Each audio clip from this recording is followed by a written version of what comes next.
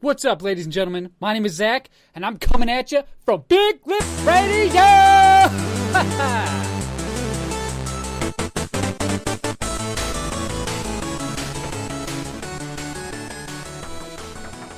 Hey guys, once again, I'm your host Zach, and I'll be taking you on a crazy journey through some of the greatest games in Xbox history.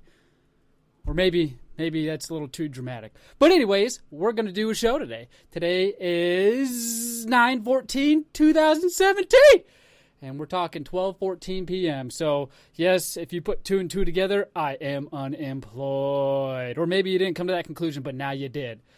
On today's show, we're going to talk about mother effers at the gym.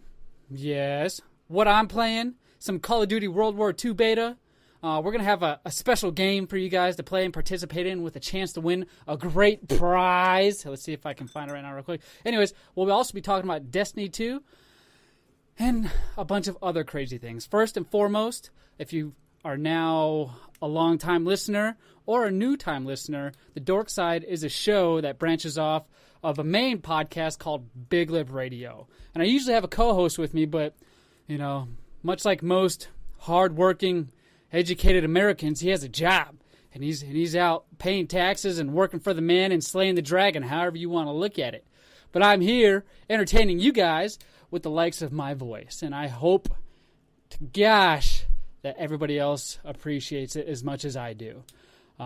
So first and foremost, I want to thank all of our fans. I want to thank you guys for listening. This couldn't be a reality without you guys. With that being said, keep showing support. Go to www.biglipradio.com and hook it up. Just go look at the shows. Check out the site. We got so many great different things you can look at. We have an archive of shows. Jared, which is normally the co-host on the show, has a slew of content up there. He's been slaying the dragon more than I have, so I definitely appreciate that. Go to our Facebook page, Big Lip Radio. Just do us a favor, type Big Lip Radio into Google, and you'll literally see everywhere we're located. Just go give a like, share, subscribe, whatever it may be. I know our website has a new video up of the Call of Duty World War II beta footage that I've put up there, which is pretty intense. So go check that out. Give us a help. Go check it out. First thing I want to talk about before it loses my mind, I just thought about it before the mics came on, is these mother effers at the gym. Why are they mother effers? Because they like to F you, not necessarily your mother, just you in general. Mother means the individual that they're effing. They don't pick up their weights. So when I got to go to the rack and I'm like, okay, let's get some bench going in, there's already like 3 or 4 plates on it, and my little scrawny self has to take each and every single one of those plates off, and that's a total of 8 plates. So now I'm tired before I even sit down and do my workout. So, little PSA, take your damn weights off the rack and put them away. Pick up after yourself. One of the other things I hate doing is picking up snotty rags that people just decide to throw on the floor under the bench.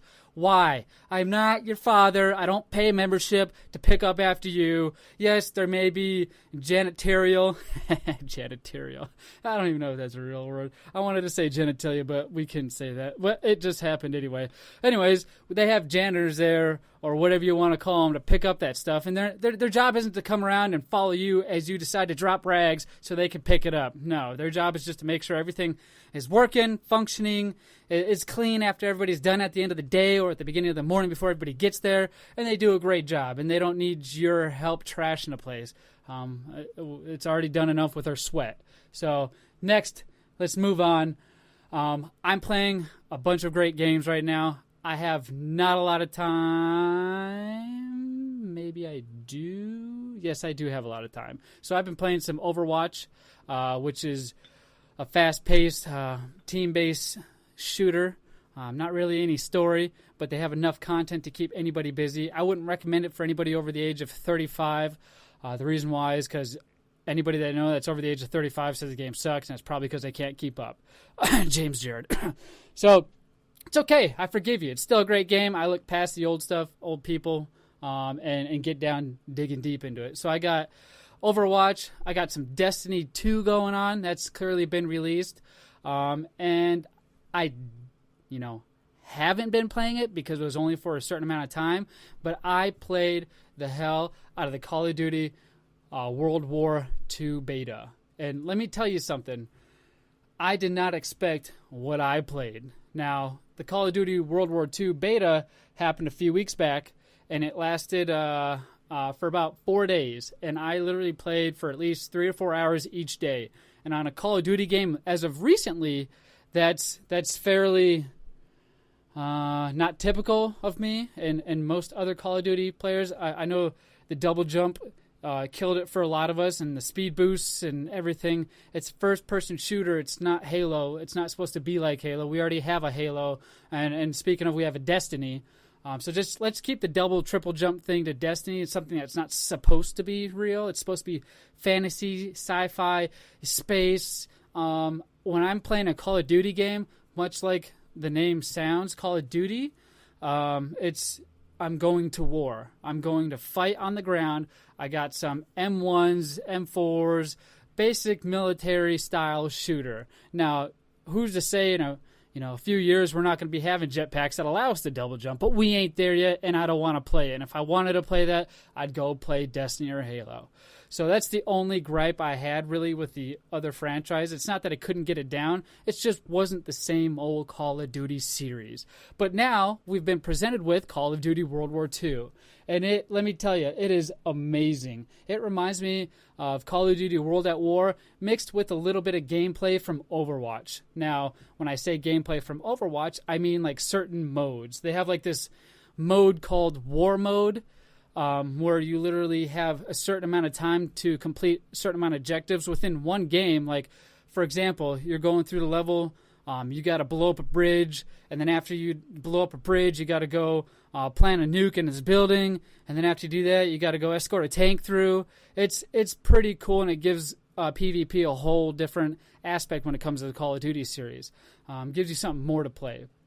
So, what I want to do first is when it comes to Call of Duty, I want to get our World at War II. I want to get into the multiplayer classes. Now, a lot of people are kind of confused, and if you've played the beta, you're not really confused anymore because we've been told from Sledgehammer that you're not going to have any more custom classes, and that can't be any more false. Now, if you played any of the recent Call of Duties, you know that you can completely customize from ground up character head to toe. Now, what they're trying to do is get us to use a certain class that benefits a certain weaponry. So, for example, you have an infantry class, which is, your mid-range to long-range combat, your M1s, your STG-44s, assault rifles, things like that. But this infantry class, if you decide to choose that, you can obviously pick any weapon you want to play with it, but it's not going to benefit, let's say, a shotgun. It's only going to benefit assault rifles and what the class mainly describes. It'll tell you what it benefits. So with the infantry, you get a special bonus of a bayonet charge, which is a brutal melee attack, however you want to say it. And it's quite fun to run around up behind somebody and just charge them in the back with your bayonet. It's pretty fun, and you can't do that with a shotgun. So they have 5 classes. Let me just name them off. They have Infantry, Airborne, Armored, Mountain, and Expeditionary. So, of course, the Airborne is more of a SMG-style class, and it's got muzzle flash, silence gunfire, so you can put a silencer on your gun. That's what the special perk for the Airborne class is. And like I said, you can mix and match weapons, but it's not really going to benefit you. So if you want to put your main weapon is like an assault rifle, and then your second weapon is like a submachine gun or something from another class, that's perfectly fine. You can do that. Like I said, it's just not going to benefit you. Your armored class is it's heavy firepower. So that's your large, heavy machine guns and things of that nature. And your secondary can also be a rocket launcher, which you don't get in any other classes. So your fourth class is Mountain. Oh, sorry, that was sitting in my belly for quite some time. Your fourth class is Mountain, and it's meant for long-range combat. Now, they say that the perk for this is the view through the scope by blocking out surroundings from player's view. So when you look down the scope, all you see is what you see down the scope. You don't see any screen around you, which, from what I remember, is just default unless you have an ACOG on any weapon, any other Call of Duty. So I'm probably going to end up staying away from the Mountain class myself and just use a sniper if I need to. Then you got the Expeditionary, which is shotguns used by players. Now, this class, after playing the beta, I absolutely hate other people that play this class. Now, I enjoy using it myself, but I hate it when it's used against me. The special for this is incendiary rounds. Now, when they shoot this shotgun, you literally see all of these pellets on fire coming at you. And it looks like there's 100 of them, like a swarm of bees on fire coming at you. And you can hit them from pretty far away, and it kills you, and it blows you to smithereens. And it is awesome. I just hate it because it's so easy to use. It's almost like the drop shot nowadays, where it's just everybody's doing it. Now, speaking of drop shot, in Call of Duty Infinite Warfare, you used to have double jumps, you used to have 360 shots, you used to have all that crazy stuff. So the drop shot usually... Now, let me explain drop shot before I go any further. I apologize. Drop shot is where you fall to the ground while you're shooting, and what it happens is it throws your opponent off because they're aiming for your head, but if you drop down and they don't realize it, that you drop down, they're not shooting your head anymore. They're shooting nothing, and so you get the upper hand and you get to kill them. But without double jump and any of these other crazy features that these other Call of Duties play, about the only cool thing you can do is drop shots. So now everybody and their mother is drop shotting the living hell out of me, and I absolutely hate it. One kid sent me a message that said, literally, he said, "Your drop shot is great, but your Call of Duty game is garbage." And I replied to him, "Sorry, we all don't live in our mother's basements." And that's the last I heard of that. So drop shots is going to be a big thing for a lot of people that don't know how to do it. It's fairly simple. One of the tricks that I do is I change my melee attack with my crouch button. I swap those two. So my R3, if you will, your thumbstick, when you press it in, now is my duck or cover button, if you will. And so when I'm shooting, instead of accidentally knifing somebody, I accidentally drop shot constantly, and it saves my ass the majority of the time. And I really enjoy it. So, of course, this game's going to have zombies. We didn't get to play that in the beta. No really story or anything like that, just a bunch of multiplayer. And like I said, I played so much on this. I cannot wait for this game to come out. Now, you're probably wondering a few details. So the developer is Sledgehammer Games. Very, very good job, by the way, just from the beta alone, not even playing the real game. Publisher is Activision. The director is Brett Robbins, Dennis Adams. The artist is Joe Salud. And the platforms it's coming out on is Microsoft Windows, PlayStation 4, and Xbox One. The release date is November 3rd, 2017. So mark that on your calendar, November 3rd, 2017. It's a game I definitely recommend a pre-order. And coming from me, that means, a lot, especially if you know me. I absolutely hated the last probably 2 or 3 Call of Duties. I think the last one I enjoyed, and even then I kind of didn't play it as much as the Call of Duties before it, was Black Ops 3. And that was because it's a Black Ops game, and who doesn't love Black Ops? Everybody and their mother loves Black Ops. My 11-year-old son is still playing Black Ops and just throwing all the other Call of Duties aside. So I give it up for Call of Duty. They're bringing it back to home a little more.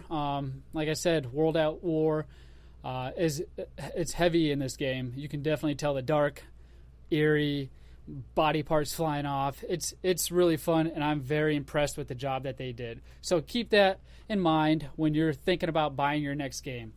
One thing I want to go into real quick is a game that we used to play on Big Lip Radio, presents the Dork Side, called Nostalgia.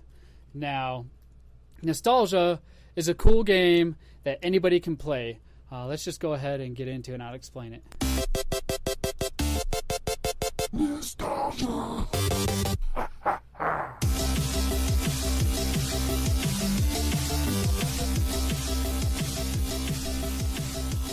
Yeah. So whenever you hear this in the next upcoming episodes, that means we're about to play Nostalgia. Clearly it says that. And what Nostalgia is it's where I find the main themes for 3 video games, and I compile them into one track, and you have to listen to figure out the year. So you have essentially 3 chances to recognize one of the games. Google the game and find out what year it came in. Or if you're a hotshot like myself, you'll be able to tell me right off the bat. So what you can do is go to biglipradio.com. You can tell us there. We prefer you to go to Facebook, Big Lip Radio, and post your comment on our feed. And we'll obviously everything's timestamped, so we'll be able to tell you what you've won. But I'm going to tell you what you're going to win beforehand. So you're going to win a Pulse Pack USB Android charger. not necessarily for iPhones. So if you're an iPhone guy, I apologize. I have nothing for you, but still participate. It's great, and I have something else I can probably send you. But for the main winner, you'll receive this Pulse Pack, and what it is, it's a keychain, and it holds 2 hours of battery life, essentially. So you plug this little thing into any sort of mini USB device, and you'll be able to charge it for 2 hours. Tablet, phone, doesn't matter what it is, as long as it has a mini USB. And that will be up for your grabs. So without further ado, let's get into the nostalgia. Listen closely. It's a good one.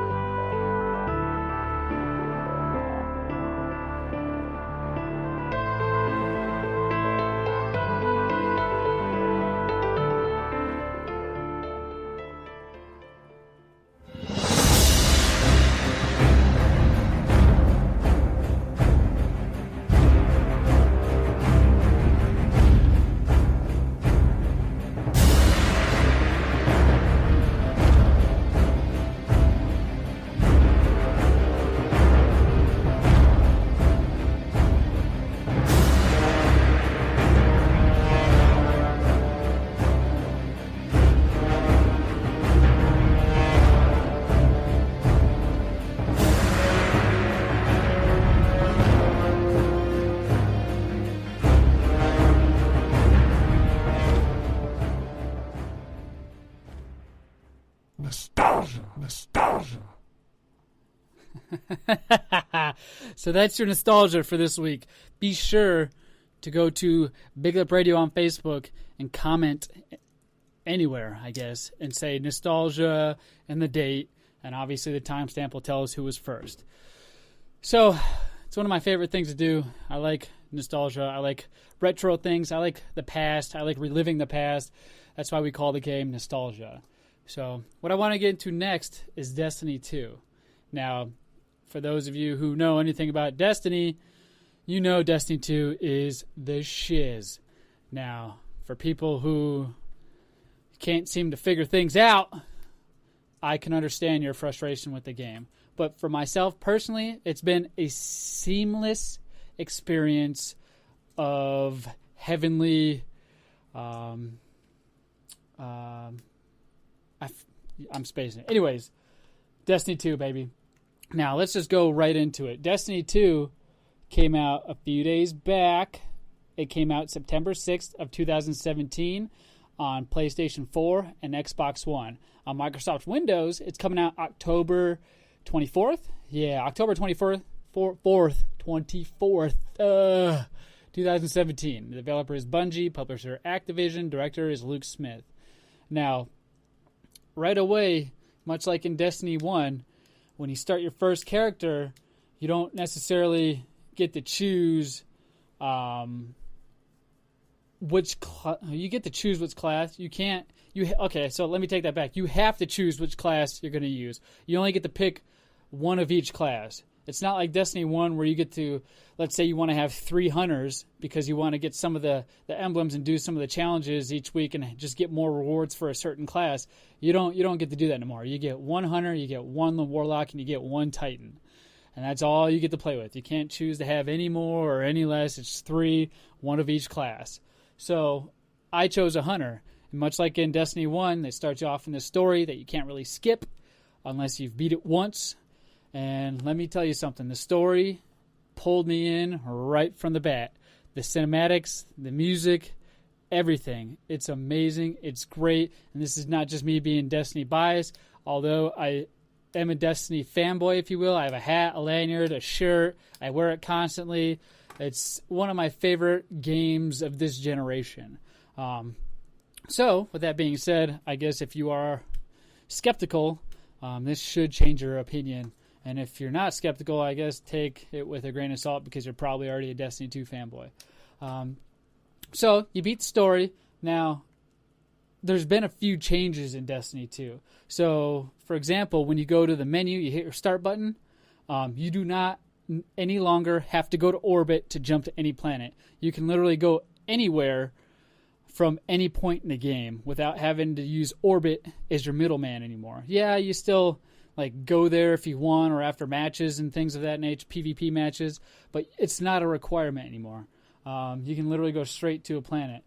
One thing they also changed was you have, I call it a 2-tier file system now, or a 2-tier menu system, however you're looking at it. So, for example, when you hit your start button, it brings you to your character layout. It tells you, your weapons, just like it did in Destiny 1. But then you hit your select button, which takes you to your travel, your maps, your destinations, and your rosters. That is throwing me off. I do not like that.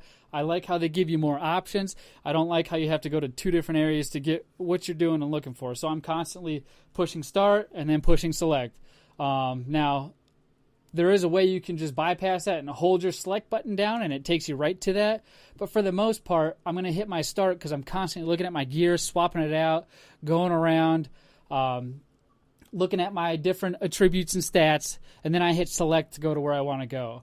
I just wish it was instead of a select button, I wish it was a right bumper or a left bumper away, because it would fall great in line with, clan, characters, inventories, and settings.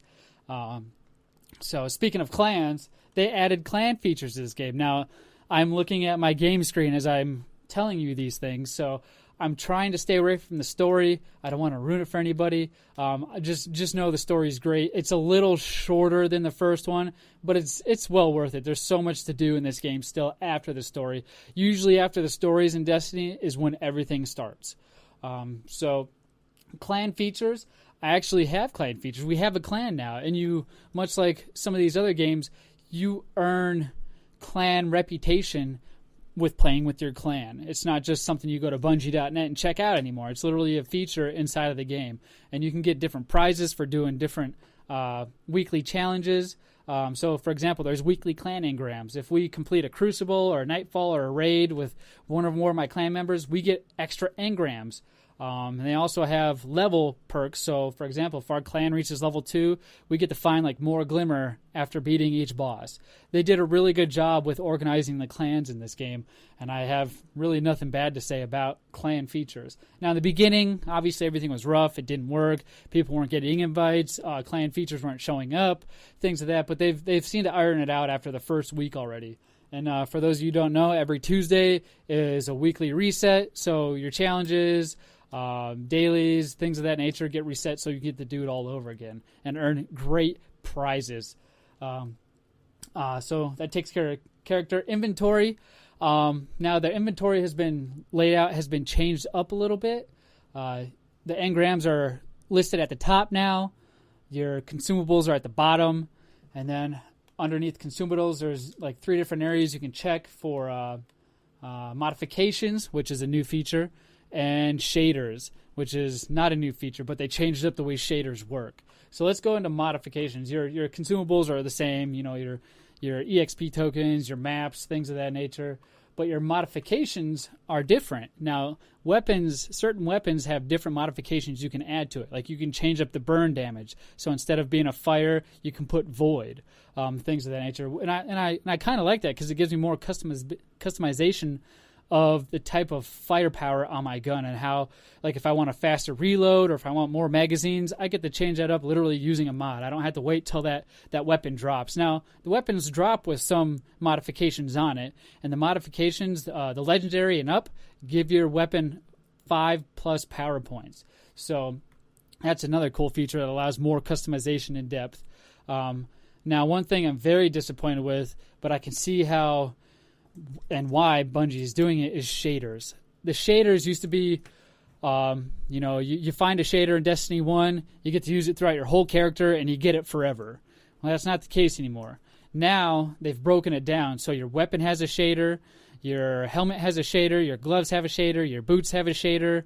Everything has an individual shader, and now shaders have a use limit. So, obviously, if you find one shader, you can only use it on one piece of your gear. You don't get to use it throughout your whole character now. So you have to pick wisely. But most of the time the shaders drop in 3 from what I've come to find out, 3 or more.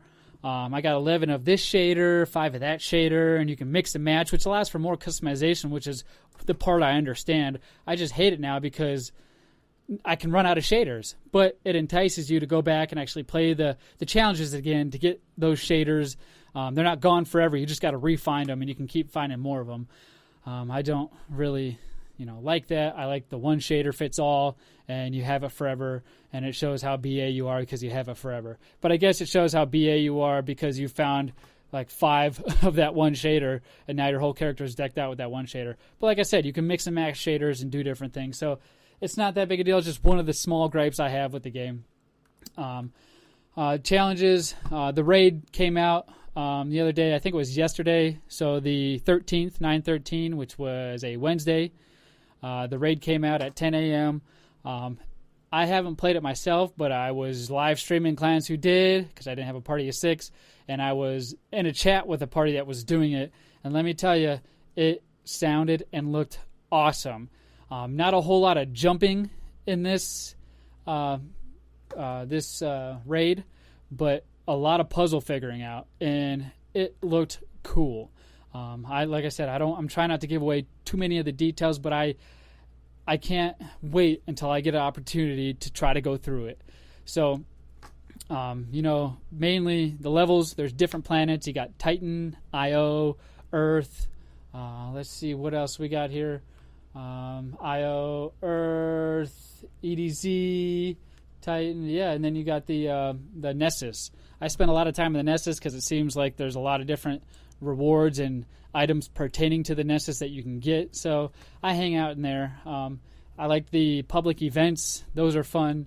You can turn public events into heroic events by doing certain activities and get you more gear. Overall, they put a lot of time and effort and fixed a lot of things players were complaining about in Destiny 1. I highly recommend this game. This and Call of Duty WWII are on my list, and I'll probably have them on my list for quite some time. I'm not going to have much time to play anything else. So, Destiny 2, go get it. Let me go into the couple of the classes that I've opened up for my hunter character. So, of course, you have the new class for your hunter, the Arc Strider, which gives you your staff that allows you to double lightsaber the heck out of anybody you want for a certain amount of time. And then you got your Night Stalker and then your Gunslinger. So they gave you the 2 old classes plus a new class for each of these characters. And it is pretty good. I haven't experimented much with the other characters. I'm trying to get my hunter all the way up and get him max light level. And max level right now, I think the max light level is 300 and the max level is 20. Obviously, we're expecting that to go up with DLC, which is crap in my opinion because I believe that a game should already have this in it, much like they did. But you can look at it the other way and say, hey, they're properly using internet and allowing for games to be upgraded. And I think Destiny did a good job with that because the game and the content lasted for at least 3 years. We weren't stuck 3 years with the same old, same old. It kept us wanting more. So they did a good job with it. I just hate wanting more. I want to be satisfied with what I have, and knowing that there's more down the road doesn't give me that satisfaction. It gives me something to look forward to. It just doesn't give me okay, I'm satisfied with what this is. But that's just my opinion. So Destiny 2, go get it. DLC is ruining the world. It's ruining video games. It's ruining the content. It's ruining everything. And why I say that is because a lot of companies and developers have been putting games out that are if you will, half-assed, not 100%, and have plenty of bugs in it. Ark, I would like to throw that under the bus, but they came out and said it's a preview, so it's not a full game. One of our other buddies, James, is experiencing some some stories with that now, where their servers are migrating. Told you so, James. Told you it was going to happen. All the servers are going to end up migrating. You're going to lose all your thousands of hours of work, like we discussed. But that's nor here nor there. He's going to end up doing it anyway, because Ark seems to be a great game, and that's the kind of game he's into. But DLC, so Mass Effect Andromeda, when that game first came out, there were bugs galore.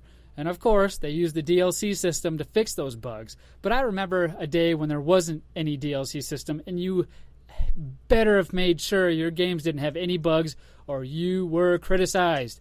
You were the tarred kid on the block that didn't have any reason or right to be in video gaming because you didn't know what you were doing. But now, for whatever reason, that's been accepted because of DLC. You have a way to push new builds to each console, so there's no harm, no foul.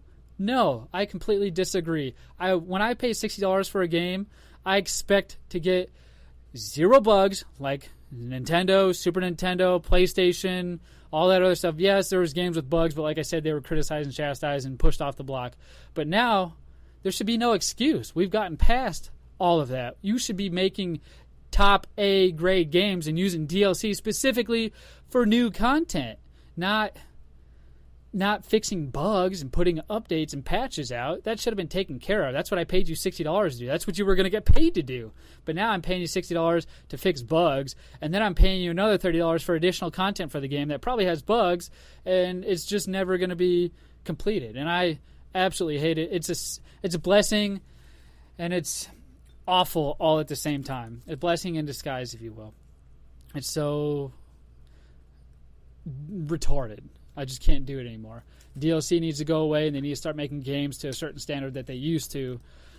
And I think the world would be a better place. So, oh my gosh, 31 in, man. Well, you know what? That looks like it's going to be all the time that we have for today's show. I want to thank you all again for tuning in. Make sure you tune in next week. I should have a show up for you guys. If not, Jared will have No Girls Allowed. Go check that show out. It's pretty fun. Jared's a pretty comedic guy himself. He's not old or anything. He's just very funny. Okay, he's old. Anyways, I guess if you guys could do us a favor, go to BigLipRadio.com, go to Facebook, Big Lip Radio, Twitter, Big Lip Radio. Just type Big Lip Radio into Google, and we'll be able to get you set up and ready to go!